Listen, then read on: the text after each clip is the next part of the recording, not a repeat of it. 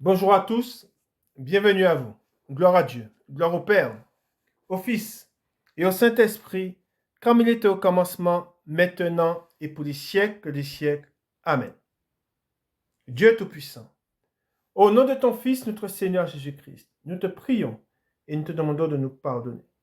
Pardonne-nous nos offenses comme nous aussi nous pardonnons à ceux qui nous ont offensés et délivre-nous du malin. Délivre-nous de tout mal, Père éternel, au nom de ton Fils, notre Seigneur Jésus-Christ. Seigneur Jésus-Christ, Maître, toi le Fils unique du Dieu vivant, du Créateur du ciel et de la terre, du Créateur de toutes choses, nous te prions et nous te demandons de nous pardonner. Pardonne-nous nos péchés comme nous aussi nous pardonnons à ceux qui nous ont offensés et délivre-nous du malin. Délivre-nous de tout mal, Seigneur Jésus-Christ. Esprit Saint, Esprit Consolateur, fortifie-nous, affermis-nous et restaure-nous. Et conduis-nous sur la voie droite qui mène jusqu'à notre Seigneur Jésus-Christ et jusqu'au Dieu le Père. Amen. Nous allons maintenant faire la prière que notre Seigneur Jésus-Christ, notre Maître, nous a enseignée. Et nous disons, Notre Père qui es aux cieux, que ton nom soit sanctifié, que ton règne vienne, que ta volonté soit faite sur la terre comme au ciel. Donne-nous aujourd'hui notre pain quotidien. Pardonne-nous nos offenses comme nous aussi nous pardonnons à ceux qui nous ont offensés. Et ne nous induis pas en tentation, mais délivre-nous du malin, car c'est à toi qu'appartiennent dans tous les siècles le règne, la puissance et la gloire. Amen. Nous allons maintenant faire la lecture du psaume 92, louange et prospérité du juste. Psaume cantique pour le jour du sabbat. Il est beau de louer l'Éternel et de célébrer ton nom, ô Très-Haut, d'annoncer le matin ta bonté et ta fidélité pendant les nuits, sur l'instrument à 10 cordes et sur le luth, au son de la harpe. Tu me réjouis par tes œuvres, ô Éternel, et je chante avec allégresse l'ouvrage de tes mains. Que tes œuvres sont grandes, ô Éternel, que tes pensées sont profondes. L'homme stupide n'y connaît rien, et l'insensé n'y prend point garde. Si les méchants croissent comme l'herbe, si tous ceux qui font le mal fleurissent, c'est pour être détruits à jamais. Mais toi, tu es le Très-Haut à perpétuité, ô Éternel. Car voici tes ennemis, ô Éternel. Car voici tes ennemis périssent. Tous ceux qui font le mal sont dispersés. Et tu me donnes la force du buffle. Je suis arrosé avec une huile fraîche. Mon œil se plaît à contempler mes ennemis, et mon oreille à entendre mes méchants adversaires. Les justes croissent comme le palmier. Ils s'élèvent comme le cèdre du Liban, plantés dans la maison de l'Éternel. Ils prospèrent dans les parvis de notre Dieu. Ils portent encore des fruits dans la vieillesse. Ils sont pleins de sève et verdoyants, pour faire connaître que l'Éternel est juste. Il est mon rocher, et il n'y a point en lui d'iniquité. Amen.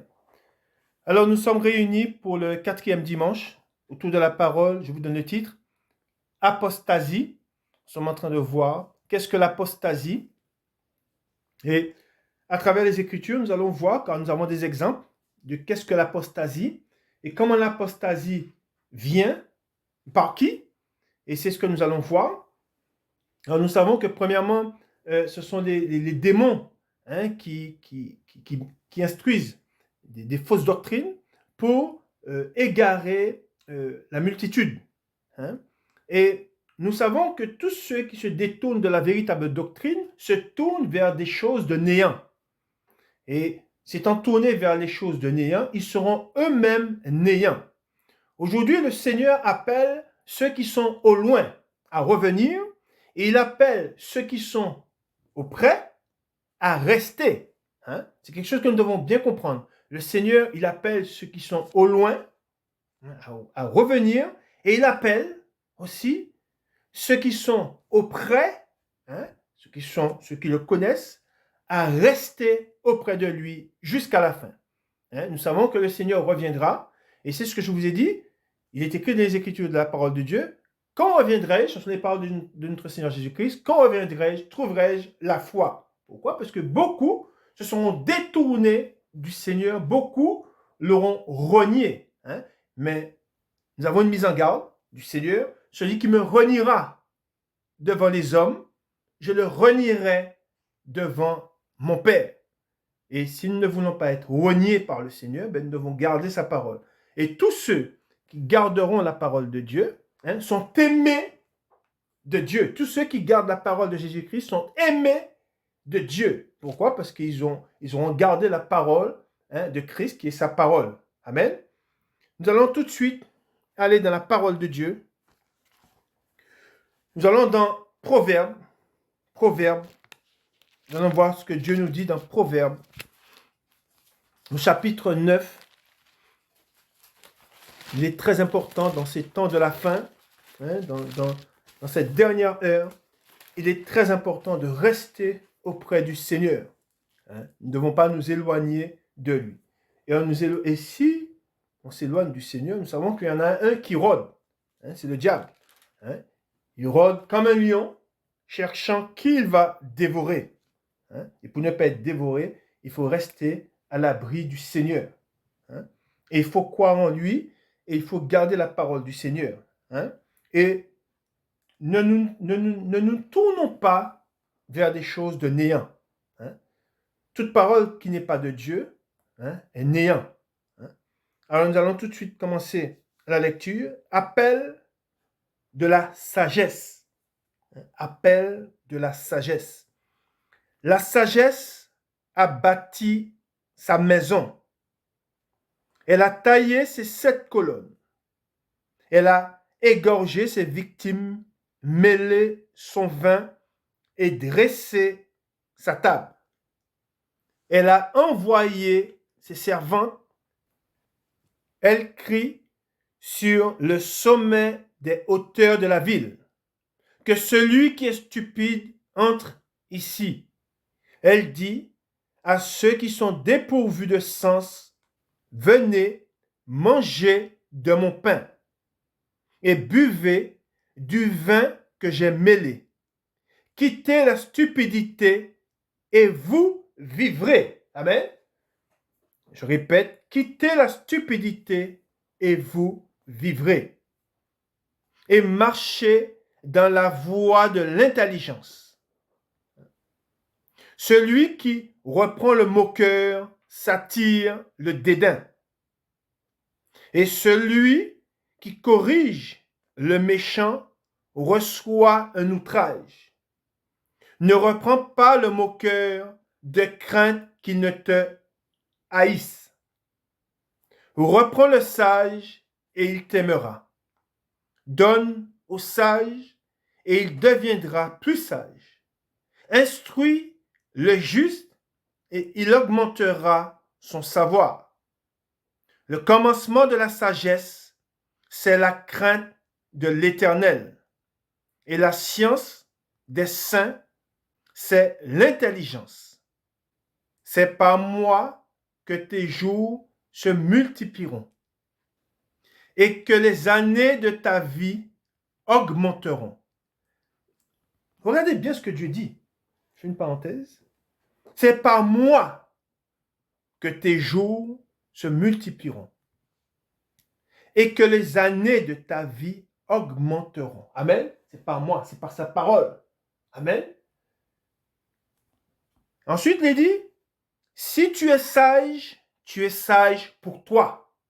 Si tu es moqueur, tu emporteras seul la peine. Je reprends le 12. Si tu es sage pour toi, pour le salut de ton âme. Si tu es moqueur, tu emporteras seul la peine. C'est notre âme, le châtiment. Quand nous faisons ce qui est mal, ce n'est pas Dieu. Le châtiment ne tombe pas sur Dieu. Le châtiment tombe sur nous. C'est notre âme qui en subira les conséquences. Si, je fais une parenthèse, si nous nous laissons égarer, c'est notre âme qui en subira la peine. Ensuite, il dit, au 13, la folie est une femme bruyante, stupide et ne sachant rien. Elle s'assied à l'entrée de sa maison, sur un siège dans les hauteurs de la ville, pour crier aux passants qui vont droit leur chemin, que celui qui est stupide entre ici.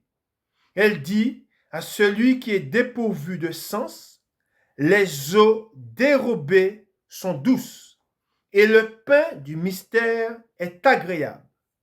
et il ne sait pas que là sont les morts. Il n'y a pas dans la parole de Dieu, vous savez, on entend beaucoup de faux prophètes qui parlent de mystères, qui racontent des fables, des choses extraordinaires, qui frappent les hommes. Or, la parole de Dieu, elle est sainte.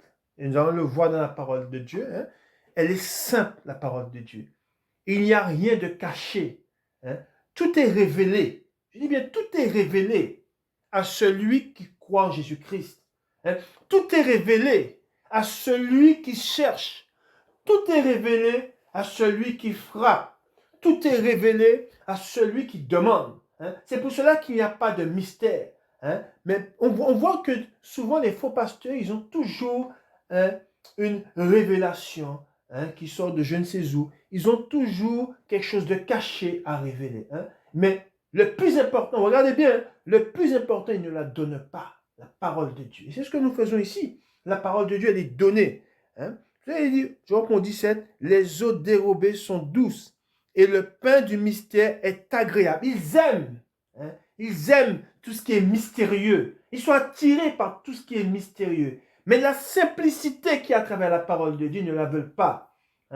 Et dans la parole de Dieu, il nous est dit que dans les derniers temps, les hommes ne supporteront pas la vraie doctrine, mais ils se donneront une foule de docteurs. Ils ne supporteront pas la parole de Dieu. Mais ils ont le désir d'entendre des fables, des choses mystérieuses, des choses inventées, mais des choses qui viennent de leur cœur. Ensuite, il est dit, au 18, et il ne sait pas que là sont les morts et que ces invités sont dans la vallée du séjour des morts. Amen. Voilà ce qui est dit dans ce passage que nous venons de lire. C'est nous venons de lire Proverbe, chapitre 9, et c'est la parole de Dieu. La sagesse délivre du mal. Et la sagesse, où trouve-t-on la sagesse? La véritable sagesse, dans la parole de Dieu. Elle n'est pas cachée. Nous n'avons pas besoin, je l'ai déjà dit, nous n'avons pas besoin de prendre un vaisseau pour aller dans l'espace, pour regarder ou pour étudier les planètes, pour chercher d'où nous venons. Tout nous est révélé. Jésus-Christ, il dit qu'il est l'alpha et l'oméga, le commencement et la fin. Tout est révélé dans la parole de Dieu. Il n'y a rien de mystérieux. Il suffit de croire. Il suffit de faire plier sa volonté à celle de Dieu. Amen. Et c'est ça la vérité. Nous continuons tout de suite dans la parole de Dieu. Nous allons dans Jérémie chapitre 2. Et nous allons lire à partir du verset 14. Nous sommes dans la parole de Dieu. Cette parole qui restaure. Cette parole qui nous vivifie. Cette parole qui est un bouclier. Nous devons prendre le bouclier, qui est la parole de Dieu, pour repousser les traits enflammés du diable. Amen. Et nous lisons la parole de Dieu dans Jérémie, chapitre 2, à partir du verset 14. Israël est-il un esclave acheté ou né dans la maison? Pourquoi donc devient-il une proie? Vous voyez ce que Dieu dit? Pourquoi donc devient-il une proie? Contre lui, les lionceaux rugissent, poussent leurs cris, et ils ravagent son pays. Ses villes sont brûlées, il n'y a plus d'habitants. Même les enfants de Noph et de Takpanès te briseront le sommet de la tête. Cela ne t'arrive-t-il pas parce que tu as abandonné l'Éternel, ton Dieu, lorsqu'il te dirigeait dans la bonne voie? Et maintenant, qu'as-tu à faire d'aller en Égypte? Ceux qui allaient en Égypte se détournaient de Dieu. Pour boire l'eau du Nil. Qu'as-tu à faire d'aller en Assyrie pour boire l'eau du fleuve? Vous regardez bien ce que Dieu dit. Ta méchanceté te châtira et ton infidélité te punira. tu sauras et tu verras que c'est une chose mauvaise et amère d'abandonner l'Éternel, ton Dieu, et de n'avoir de moi aucune crainte, dit le Seigneur, l'Éternel des armées. Amen. Voilà. Et quand nous parcourons la parole de Dieu, et nous allons le voir dans les Écritures, nous savons comment Dieu a châtié ceux qui se sont détournés de lui. Tous ceux qui se sont détournés de Dieu, cela a été pour eux au prix de leur vie. C'est quoi au prix de leur vie? La mort. Dans la parole de Dieu, il dit que ceux qui foulaient aux pieds la loi de Moïse, la loi de Dieu, ils étaient frappés de mort. Et de quel pire châtiment pensez-vous que seront jugés ceux qui auront foulé aux pieds le Fils de Dieu? Quel pire châtiment auront ceux qui auront foulé aux pieds le Fils de Dieu? Nous savons qu'aujourd'hui, nous sommes sur une nouvelle alliance. Quelle alliance? Sous quelle alliance sommes-nous?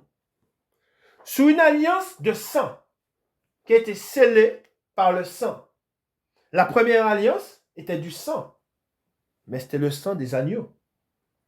Mais l'alliance sous laquelle nous sommes aujourd'hui, c'est une alliance qui a été scellée de sang, du sang de Jésus-Christ lui-même. Et c'est pour cela que tous ceux aujourd'hui qui méprisent les évangiles, tous ceux aujourd'hui qui méprisent le Nouveau Testament, ils méprisent qui? Christ. Qui a envoyé l'apôtre Paul? Qui l'a envoyé? Qui a envoyé l'apôtre Paul? Jésus-Christ.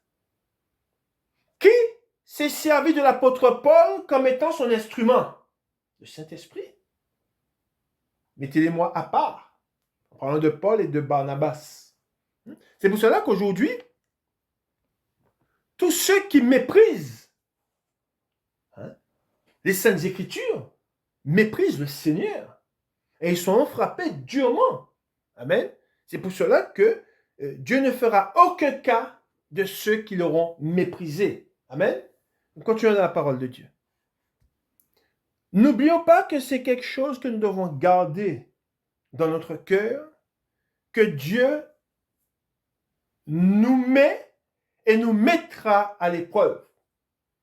Tout ce que nous voyons dans le monde aujourd'hui, tout ce qui arrive, les faux prophètes, le mensonge qu'il y a dans beaucoup d'assemblées, Dieu le permet.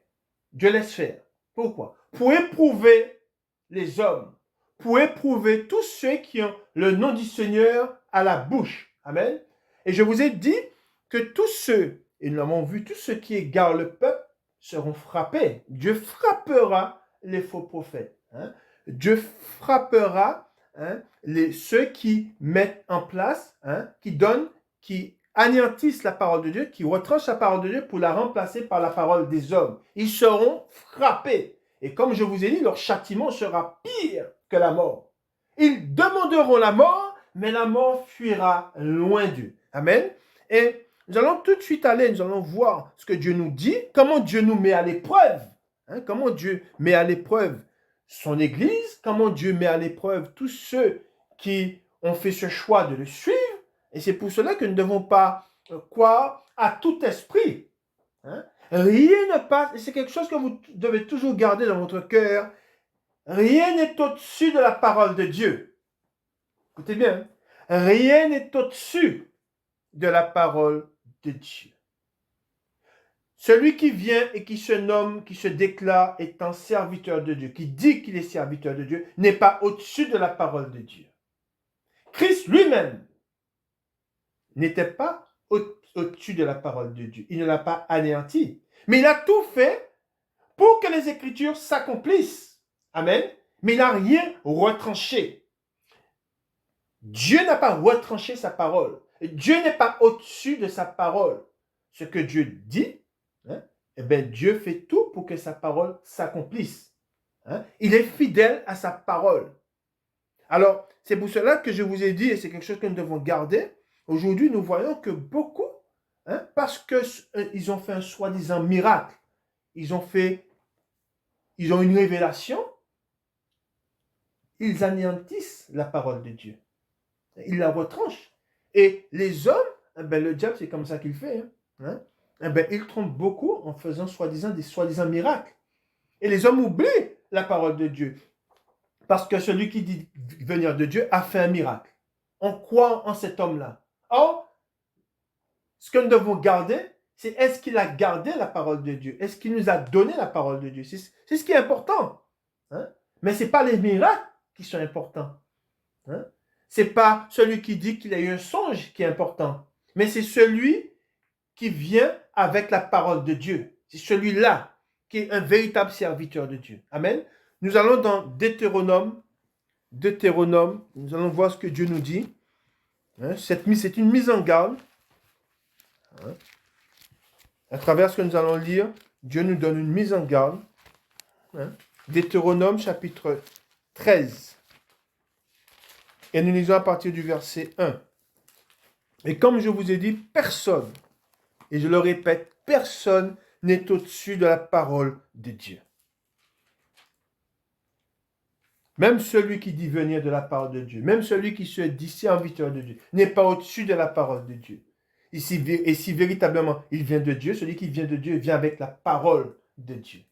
Amen. Par là, nous savons qu'il est véritablement envoyé de Dieu. Amen. Nous lisons Deutéronome chapitre 13, punition des faux prophètes et des idolâtres. Amen. Regardez bien ce que Dieu nous dit. S'il s'élève au milieu de toi un prophète ou un songeur qui t'annonce un signe ou un prodige et qu'il y ait accomplissement du signe ou du prodige dont il t'a parlé, en disant, allons après d'autres dieux, des dieux que tu ne connais point, et servons-les. Tu n'écouteras pas les paroles de ce prophète ou de ce songeur, car c'est l'Éternel, votre Dieu, qui vous met à l'épreuve pour savoir si vous aimez l'Éternel, votre Dieu, de tout votre cœur et de toute votre âme. Vous irez après l'Éternel, votre Dieu, et vous le craindrez. Amen. Vous voyez ce que Dieu dit? Et quand Dieu dit, je reprends le verset à partir du verset 3, il dit, tu n'écouteras pas les paroles de ce prophète ou de ce songeur, car c'est l'Éternel votre Dieu qui vous met à l'épreuve pour savoir si vous aimez l'Éternel votre Dieu. Et qui est celui qui aime l'Éternel notre Dieu? Qui est celui-là? Celui qui aime l'Éternel, c'est celui qui garde la parole de Dieu. On se rappelle de ce que Jésus-Christ a dit. Celui qui m'aime, c'est celui qui garde mes paroles. Voilà celui qui aime véritablement Dieu. Et c'est cela le plus important. C'est celui qui est attaché à la parole de Dieu, qui aime la parole de Dieu et qui ne se laisse pas prendre par les miracles ou par les songes. Mais on voit qu'aujourd'hui, dans beaucoup d'assemblées, beaucoup se font avoir par les miracles et les songes. Mais la parole de Dieu, elle est retranchée. Elle n'est pas prise en considération. Et celui qui ne prend pas la parole de Dieu en considération trouve la mort. Alors nous reprenons, nous sommes au 3. Tu n'écouteras pas les paroles de ce prophète. Il est dit, tu n'écouteras pas les paroles de ce prophète ou de ce songeur, car c'est l'Éternel, votre Dieu, qui vous met à l'épreuve pour savoir si vous aimez l'Éternel, votre Dieu, de tout votre cœur et de toute votre âme. Amen. Vous irez après l'Éternel, votre Dieu, et vous le craindrez. Quand il dit que vous irez après l'Éternel, nous allons à sa parole. C'est là que se trouve l'Éternel, dans sa parole. Amen. Où était Dieu quand Jésus-Christ est venu dans le monde? Dieu était en Jésus-Christ.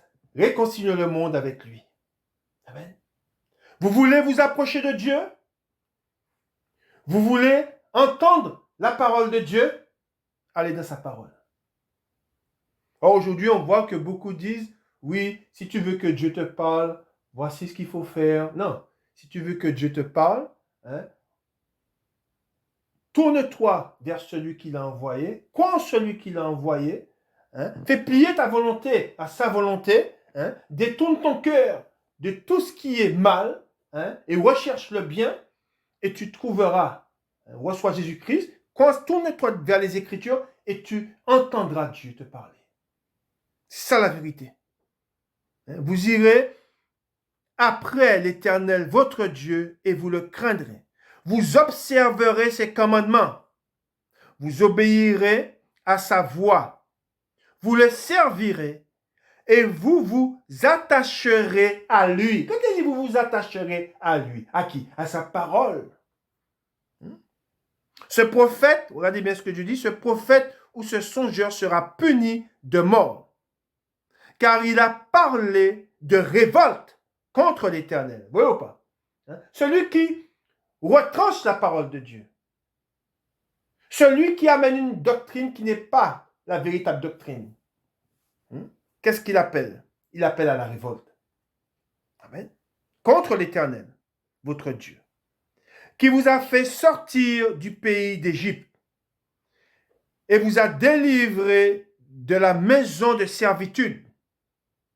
Et il a voulu te détourner de la voie dans laquelle l'Éternel, ton Dieu, t'a ordonné de marcher.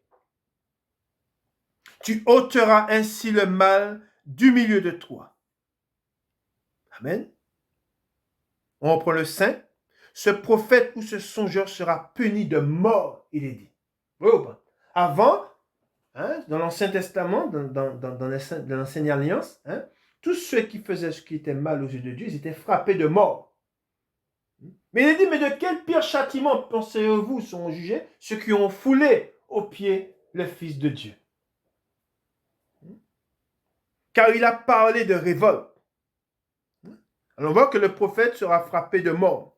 Ensuite au 6, si ton frère, fils de ta mère, ou ton fils, ou ta fille, ou la femme qui repose sur ton sein, ou ton ami que tu aimes comme toi-même, t'incite secrètement en disant, allons et servons d'autres dieux, des dieux que ni toi ni tes pères n'avaient connus, d'entre les dieux des peuples qui vous entourent, près de toi ou loin de toi, d'une extrémité de la terre à l'autre, tu n'y consentiras pas et tu ne l'écouteras pas. Tu ne jetteras pas sur lui un regard de pitié, tu ne l'épargneras pas et tu ne le couvriras pas. Je vous ai dit, personne n'est au-dessus de la parole de Dieu. Personne ne doit passer au-dessus de la parole de Dieu qui nous a été donnée. Ensuite, il dit, mais tu le feras, regardez bien ce qu'il est dit, c'est ce qui arrivait sur la loi. Mais tu le feras mourir. C'était ça sous la loi avant. Tous ceux qui appelaient à la révolte étaient frappés de mort. Et nous allons voir ce qui s'est passé dans le désert. Ta main se lèvera la première sur lui pour le mettre à mort, et la main de tout le peuple ensuite.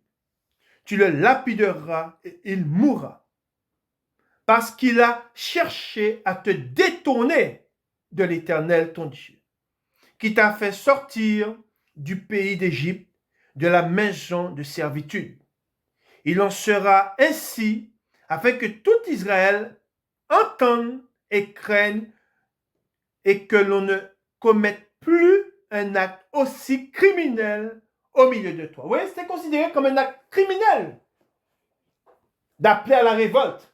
Celui qui appelait à la révolte était frappé de mort. Mais aujourd'hui, celui qui appelle à la révolte, On dit, ah, c'est un serviteur de Dieu.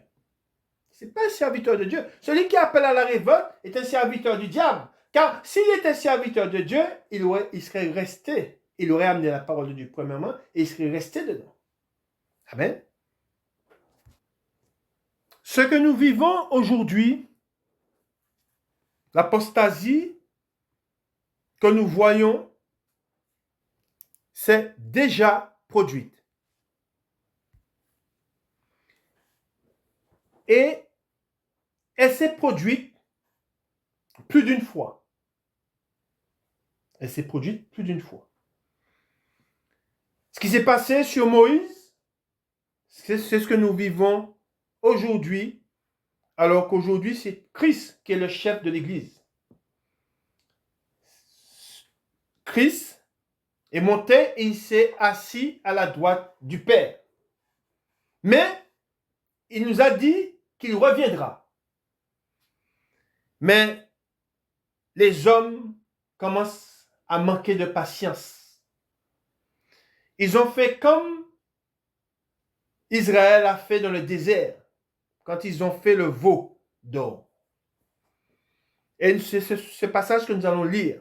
Nous allons voir comment ça s'est produit et comment le peuple, Moïse étant absent, s'est détourné vers ce qui est une abomination. Aujourd'hui, beaucoup se tournent vers des abominations.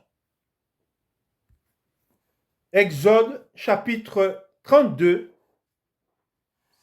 Nous allons dans Exode chapitre 32. Et le titre, le veau d'or. Le peuple, voyant que Moïse tardait à descendre de la montagne, s'assembla autour d'Aaron et lui dit, allons, fais-nous un Dieu qui marche devant nous. Car ce Moïse, cet homme qui nous a fait sortir du pays d'Égypte, nous ne savons ce qu'il est devenu. Et soyez conscients qu'aujourd'hui, des hommes qui se disent chrétiens, aujourd'hui, ne croient pas au retour de Jésus-Christ. C'est quelque chose de terrible. Des hommes qui se disent chrétiens ne croient pas que le Seigneur reviendra. Même les choses, nous savons que les miracles, aujourd'hui encore, Jésus-Christ, nous voyons les miracles de Jésus-Christ s'accomplir. Nous voyons la parole de Jésus-Christ s'accomplir. Le parler en langue, ce que Jésus-Christ, ce dont Jésus-Christ nous a parlé, le parler en langue, ou plein d'autres choses que Jésus-Christ a fait, ou a dit qu'elle allait s'accomplir, les hommes n'y croient pas. C'est pour vous dire dans quoi sommes-nous aujourd'hui. Que beaucoup remettent en question les paroles du Seigneur. Beaucoup remettent en question le fait que Jésus soit venu dans le monde. Ce sont des contes de fées. Ils se disent chrétiens. Nous croyons en tout ce que les Écritures nous ont rapporté de Christ, de ce qu'il a fait. Et nous savons et nous croyons qu'il est avec nous. Nous ne le voyons pas, mais nous savons que son esprit est avec nous et qu'il nous conduit à travers sa parole. Amen. Ensuite, au 2, Aaron leur dit, ôtez les anneaux d'or qui sont aux oreilles de vos femmes, de vos fils et de vos filles, et apportez-les-moi. Et tous ôtèrent les anneaux d'or qui étaient à leurs oreilles, et ils les apportèrent à Aaron. Il les reçut de leurs mains, jeta l'or dans un moule et fit un veau en métal fondu.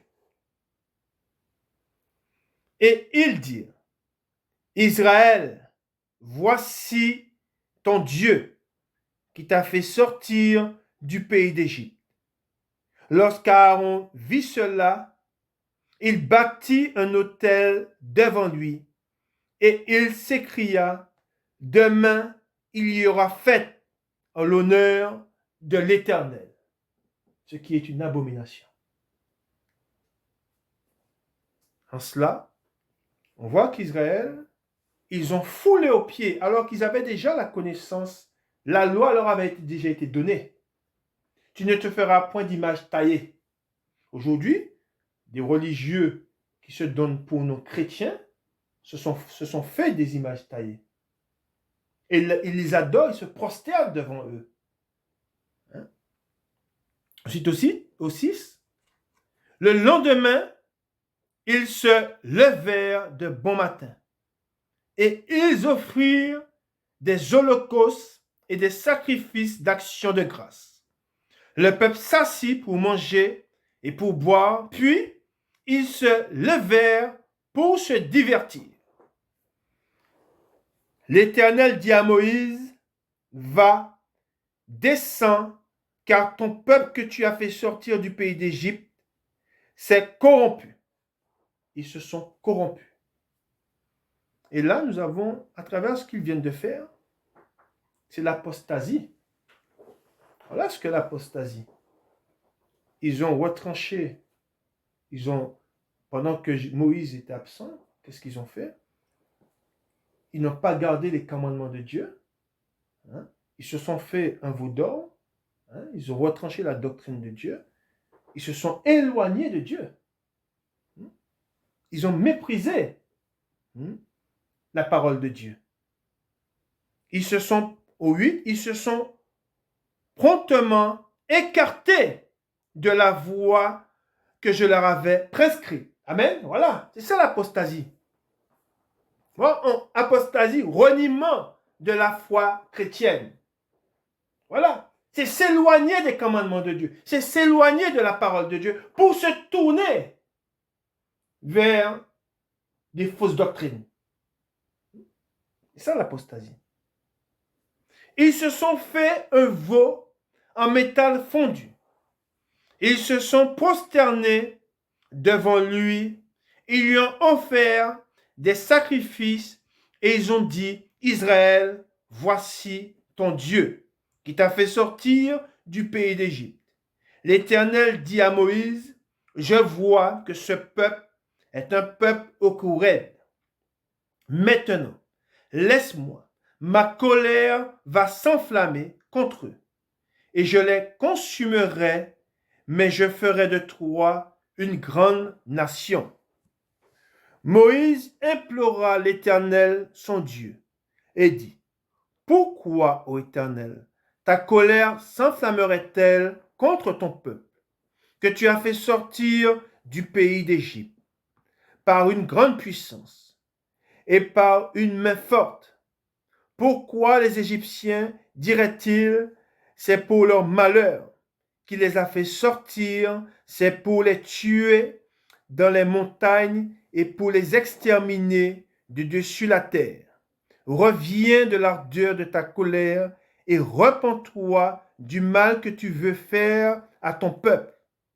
Souviens-toi d'Abraham, d'Isaac et d'Israël, tes serviteurs, auxquels tu as dit, en jurant par toi-même, je multiplierai votre postérité comme les étoiles du ciel, je donnerai à vos descendants tout ce pays dont j'ai parlé, et ils le posséderont à jamais.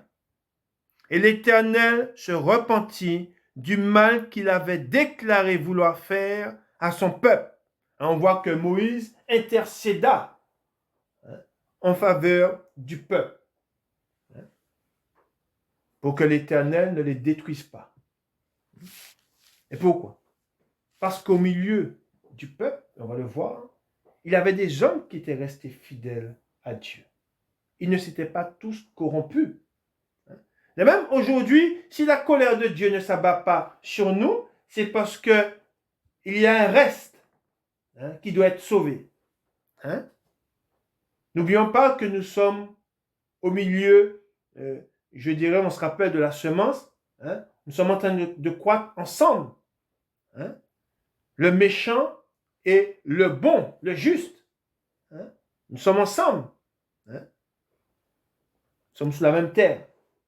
Moïse, au 15, Moïse retourna et descendit de la montagne les 2 tables du témoignage dans sa main. Les tables étaient écrites des 2 côtés.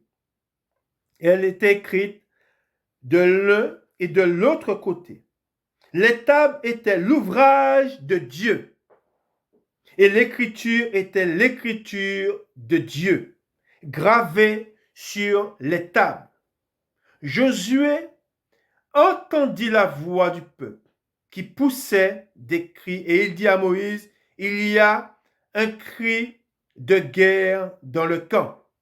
Moïse répondit, ce n'est ni un cri de vainqueur, ni un cri de vaincu.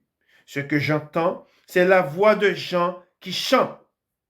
Et c'est ce qui se passe aujourd'hui. Et comme il approchait du camp, il vit le veau et les danses. La colère de Moïse s'enflamma, il jeta de ses mains les tables et les brisa au pied de la montagne. Il prit le veau qu'il avait fait et le brûla au feu. Il le réduisit en poudre, répandit cette poudre à la surface de l'eau et fit boire les enfants d'Israël, puisqu'ils aimaient les eaux corrompues. Moïse leur a fait boire cette eau corrompue. Il a brisé le veau, il a répandu la poudre dans l'eau, il a dit, puisque c'est, voilà, en faisant cela, il leur a dit, c'est ce que je vous dis, c'est comme s'il leur disait, vous qui avez voulu, vous qui vous êtes détournés de l'eau qui vient de Dieu et qui vous vous êtes tournés vers une eau corrompue, une eau qui n'est pas de Dieu, buvez cette eau. Voilà. C'est pour cela que il faut bien comprendre que tous ceux qui vont après des choses de néant, ils seront eux-mêmes néants. Moïse, au 21, Moïse dit à Aaron, que t'a fait ce peuple pour que tu l'aies laissé commettre un si grand péché? Aaron répondit, que la colère de mon Seigneur ne s'enflamme point. Tu sais toi-même que ce peuple est porté au mal. Ils m'ont dit, fais-nous un Dieu qui marche devant nous. Car ce Moïse, cet homme qui nous a fait sortir du pays d'Égypte, nous ne savons ce qu'il est devenu. Je leur ai dit que ceux qui ont de l'or s'en dépouillent, et ils me l'ont donné. Je l'ai jeté au feu, et il en est sorti ce veau. Amen. Il y a quelque chose que vous devez comprendre. Et c'est quelque chose que le Seigneur m'a mis à cœur. Je ne marche pas par le peuple. Je ne marche pas pour plaire aux hommes. Mais je marche pour plaire à mon Dieu. Ce n'est pas par la parole des hommes que je marche, ni que je suis devenu ce que je suis aujourd'hui. C'est par la parole du Seigneur. C'est par la parole de Christ. C'est pour cela qu'il est très important que ceux qui conduisent le peuple, ceux qui gardent le troupeau, comprennent qu'ils ne doivent pas avoir la crainte du troupeau, mais ils doivent avoir la crainte de Dieu. Ils ne doivent pas chercher à plaire aux hommes, mais à plaire à Dieu. Ensuite, il est dit au 25, Moïse vit que le peuple était livré au désordre et qu'Aaron l'avait laissé dans ce désordre, exposé à l'opprobre parmi ses ennemis. Moïse se plaça à la porte du camp. Et regardez ce qui va se passer. Je vous ai dit que beaucoup étaient frappés de mort. du temps de Moïse, quand il faisait ce qui était mal aux yeux de Dieu. Regardez ce qui s'est passé. Nous relisons à partir du 26. Moïse se plaça à la porte du camp et dit, à moi ceux qui sont pour l'Éternel, et tous les enfants de Lévi s'assemblèrent auprès de lui. Il leur dit, ainsi parle l'Éternel, le Dieu d'Israël, que chacun de vous mette son épée au côté. Traversez et parcourez le camp d'une porte à l'autre, et que chacun tue son frère, son parent. C'est terrible. Mais c'est terrible, mais cela vient de Dieu. Pourquoi? Pourquoi Dieu les a frappés de mort? Parce qu'ils ont commis un crime. C'est un crime de se détourner de Dieu. C'est un crime d'appeler à la révolte. C'est un crime de ne pas rester ancré dans la parole de Dieu. Ayant commis un crime, ils ont été frappés de mort. Les enfants, au 28, les enfants de Lévi firent ce qu'ordonnait Moïse. Et environ 3000 hommes parmi le peuple périrent en cette journée. 3000 hommes. On périt. Quand on dit hommes, hommes et femmes, on périt en cette journée. Moïse dit, consacrez-vous aujourd'hui à l'Éternel, même en sacrifiant votre fils, votre frère, afin qu'il vous accorde aujourd'hui une bénédiction. Aujourd'hui, nous ne frappons pas de mort ceux qui nous appellent à la révolte. Mais nous devons faire une chose. Écoutez bien ce que Dieu me dit de vous dire. Nous devons retrancher tous ceux qui se disent chrétiens et qui appellent à la révolte. Voilà ce que Dieu me dit de vous dire. Tous ceux qui nous appellent, qui vous appellent à vous détourner des saintes écritures, vous devez le retrancher. Le retranchement, c'est comme une mort. C'est ça que Dieu nous dit. Car si vous vous laissez prendre par un parent ou par quelqu'un qui se dit frère,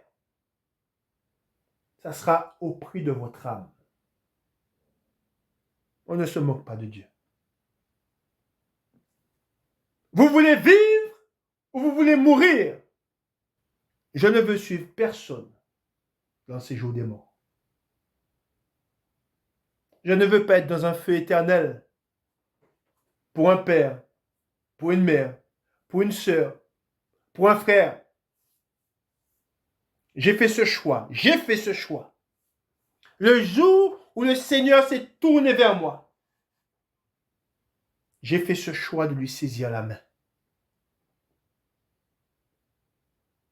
Quand j'ai été converti, j'étais seul. Tu te sauveras toi-même, en premier. Et ensuite, tu sauveras ta famille. Voilà ce qui s'est passé. Mais, est-ce que tous ont cru? Est-ce que tous se sont convertis? Non. Tous n'ont pas cru. Tous ne se sont pas convertis. Et parce qu'ils n'ont pas cru, est-ce que moi je vais me retirer? Moi qui ai cru en Jésus-Christ? Non. Ensuite, il dit, le lendemain, Moïse dit au peuple, vous avez commis un grand péché. Et c'est vrai. C'est un grand péché de se détourner de Dieu. C'est un grand péché de mépriser la parole de Dieu. L'apostasie est un grand péché.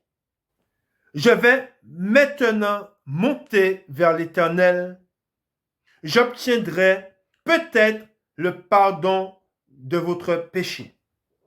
Moïse retourna vers l'Éternel et dit, ah, ce peuple a commis un grand péché.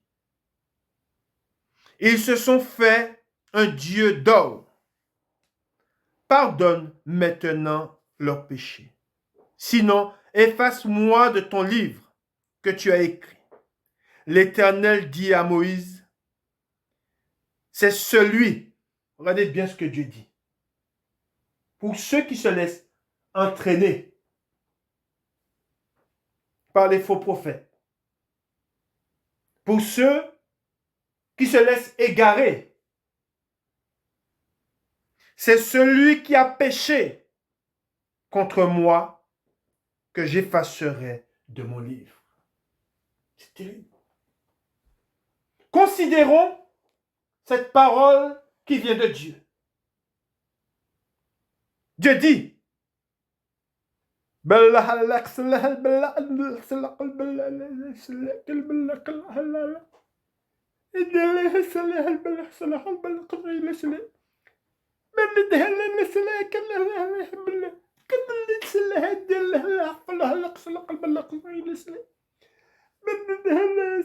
aie pitié de nous, Seigneur. Aie pitié de nous. Aie pitié de nous, Seigneur. Aie pitié de nous, Seigneur. Aie pitié de nous, Seigneur. Aie pitié de nous, Seigneur.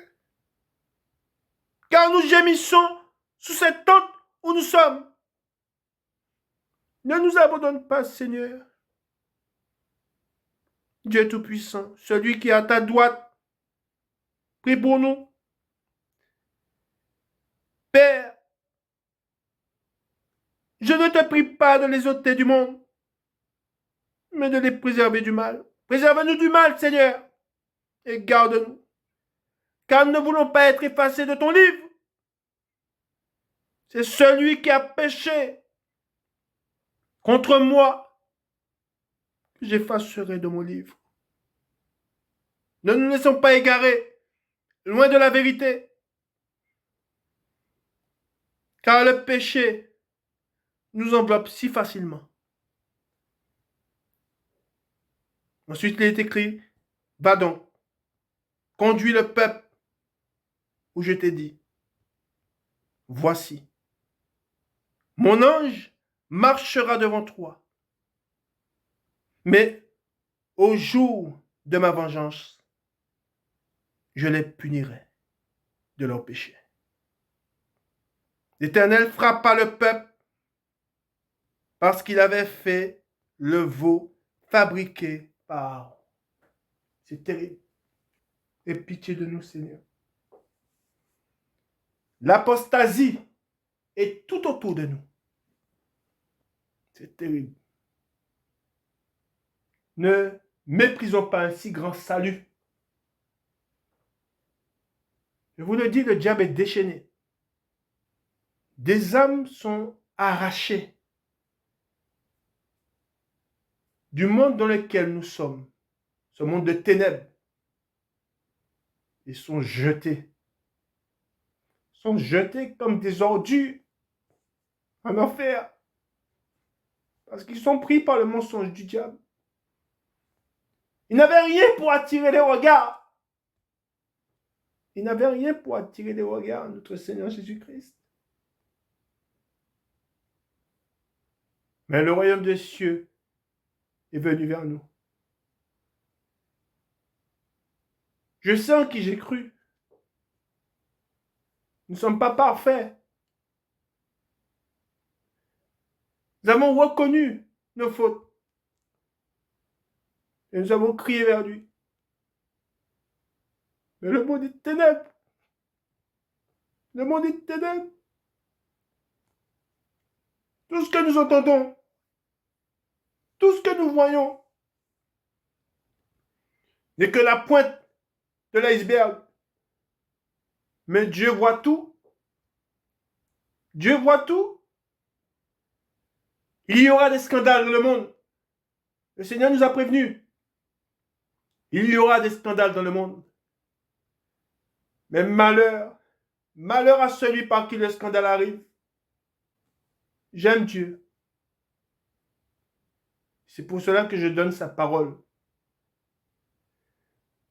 Mais le Seigneur nous dit que celui qui pense être debout prenne garde de tomber. Chaque jour, je prie le Seigneur afin qu'il me garde, afin qu'il garde ma famille, tous ceux qui m'écoutent. Mais les heures que nous vivons sont des heures terribles. Qu'est-ce que nous voulons? Chercher ou avoir la gloire des hommes ou celle de Dieu? Je veux la gloire qui vient de Dieu. Mais pour saisir cette gloire qui vient de Dieu, il faut croire en lui et il faut garder sa parole. Ce qui s'est passé dans le désert, c'est ce que nous vivons. Des temps d'apostasie. Nous continuons dans la parole de Dieu. Je vous ai dit que dans les Écritures, à plusieurs reprises, le peuple, ils se sont tournés vers les idoles. Nous allons lire un passage où il est question encore d'un veau d'or. Nous allons dans un roi. Et là, nous allons voir comment l'apostasie est venue en Israël. Comment elle est venue chez les enfants d'Israël.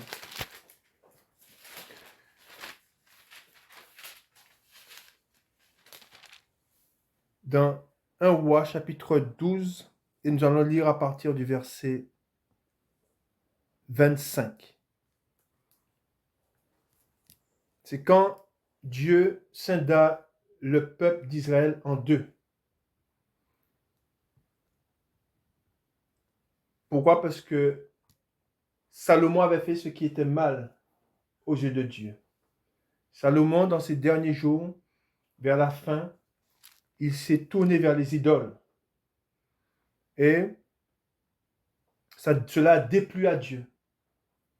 Et la colère de Dieu, je dirais, s'est abattue sur Israël. Et Dieu, il a scindé Israël en deux. Et il a donné 10 tribus, je crois, à Jéroboam. Il lui a donné 10 tribus. Et Jéroboam, ensuite, a fait ce qui était mal aux yeux de Dieu. Et c'est ce que nous allons lire. Nous allons lire ce qu'il a fait et quelles répercussions que ça a eu sur lui et sur Israël. Nous lisons. Idolâtrie de Jéroboam, les veaux d'or. Les veaux d'or, il est dit. Alors c'est chapitre 12, 1 Roi, chapitre 12, verset 25. Jéroboam bâtit Sichem sur la montagne d'Éphraïm, et il y demeura. Puis il en sortit et bâtit Pénuel. Jéroboam dit en son cœur, le royaume pourrait bien maintenant retourner à la maison de David. Si ce peuple monte à Jérusalem pour faire des sacrifices dans la maison de l'Éternel, le cœur de ce peuple retournera à son Seigneur. À Roboam, roi de Juda. Roboam qui est le fils, un des fils de Salomon, qui est devenu roi. Et ils me tueront et retourneront à Roboam, roi de Juda. Après avoir demandé conseil, le roi fit 2 veaux d'or. Et il dit au peuple, assez longtemps, vous êtes montés à Jérusalem. Israël voici ton Dieu qui t'a fait sortir du pays d'Égypte. Il plaça l'un de ses veaux à Bethel et il mit l'autre à Dan. Ce fut là une occasion de péché. Le peuple alla devant l'un des veaux jusqu'à Dan. Jéroboam fit une maison de haut lieu. Et il créa, regardez bien ce qu'il est dit, et il créa des sacrificateurs. Est-ce que vous voyez ou pas? C'est comme quoi que il a retranché l'autel de Dieu. Et il s'est élevé un autel selon son cœur. Et selon son cœur, il a établi des sacrificateurs. Mais pas selon Dieu, mais selon son propre cœur. Voilà comment l'idolâtrie, et du moins, voilà comment l'apostasie s'établit.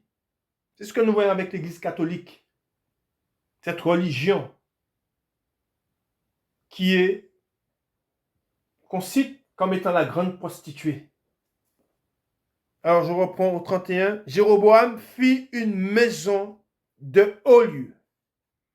Et il créa, il est dit, des sacrificateurs pris parmi tout le peuple. Voilà. Et qu'il a pris des gens, des hommes qui n'étaient pas appelés de Dieu, qui ne venaient pas de Dieu. N'étant pas de Dieu, ils ne peuvent pas venir avec la parole de Dieu. C'est là que rentre l'erreur. C'est par là qu'arrive l'erreur. Et n'appartenons, regardez bien ce qui est écrit, et n'appartenons point aux fils de Lévi. On sait que c'est à eux que Dieu avait donné le sacerdoce. Ensuite, il est dit, il établit une fête au 8e mois, le 15e jour du mois, comme la fête qui se célébrait en Juda. Et il offrit des sacrifices sur l'autel. Voici ce qu'il fit à Bethel, afin que l'on sacrifie au veau qu'il avait fait.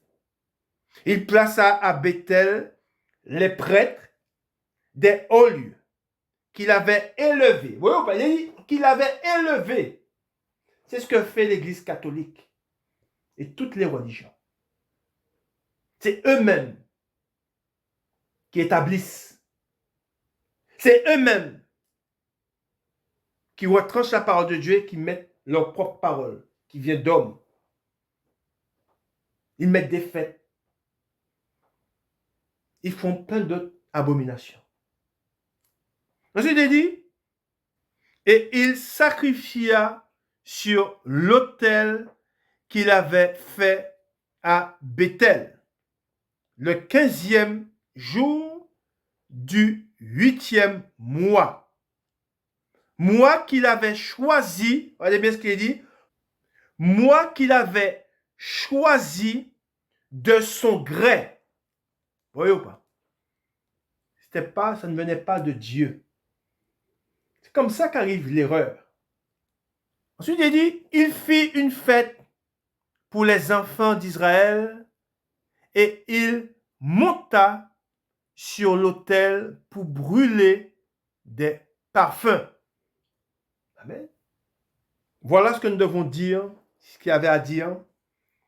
Et tout nous est rapporté dans les Écritures. Nous voyons comment la tromperie rentre au milieu du peuple. Le mensonge. Et nous devons être vigilants. S'éloigner de Dieu, c'est prendre la direction de la mort. S'éloigner de Dieu, c'est commettre un crime puni de mort. Que le Seigneur vous bénisse et qu'il vous garde. Bon dimanche à vous. J'ai fait ce que je devais faire. Je suis un serviteur inutile.